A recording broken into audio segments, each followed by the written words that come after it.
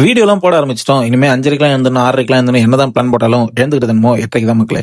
அப்புறம் சொல்ல மறந்துட்டேன். எல்லாருக்கும் இனிய தமிழ் புத்தாண்டு வாழ்த்துக்கள். வீட்ல எல்லாரும் பூஜை ஒர்க்ல பிஸியா இருந்ததுனால நைட்டு சுட்ட இட்லி சூடு பண்ணி சாப்பிட்டு ஜிம்மு கிளம்பிட்டேன். தம்பி இன்னைக்கு தனியா தான் செட்டு போட்ட மக்களே. அப்பப்போ கொஞ்சம் கேஷுவாலிட்டி டாக்கிங். ஜிம்ம முடிச்சுட்டு வீட்டுக்கு போயிட்டு நல்ல நாள் அதுவும் அப்பா அம்மா கிட்ட ஆசீர்வாதம் வாங்கிட்டு வடைய பாயசத்துல முக்கி 3 டிப் அடிச்சு சாப்பிட்டு கடை கிளம்பிட்டேன். சரியான வெயில், குண்டி குளுகுள்னு ஆயிடுச்சு மக்களே. சரின்னு சொல்லிட்டு உள்ள ஓபன் பண்ணி போய் பார்த்தா அடுத்து அதிர்ச்சி. இதை நான் எப்ப அரேஞ்ச் பண்ணி பிடிக்க போறேன்னு எனக்கே தெரியல. சரி கொஞ்சம் கொஞ்சமா பண்ணுவோம் அப்படின்னு சொல்லிட்டு பண்ண ஆரம்பிச்சிட்டேன். நடுவில் கொஞ்சம் கஸ்டமர்ஸையும் பார்த்துட்டு மாலை வேலையும் ஆயிடுச்சு. அப்படியே கொஞ்ச நேரம் சைட் செய்யுங்க, அப்புறம் கிளீனிங். கடையில தண்ணி கேன் இல்ல, தண்ணி கேனையும் வாங்கி வந்து ரீஃபில் பண்ணிட்டேன். மாலை வேலை வியாபாரமும் நல்லாவே இருந்துச்சு. ஒரு 8:30 மணி போல நம்ம பாலிய நண்பர் ராம்குமார் தான் வந்திருந்தது.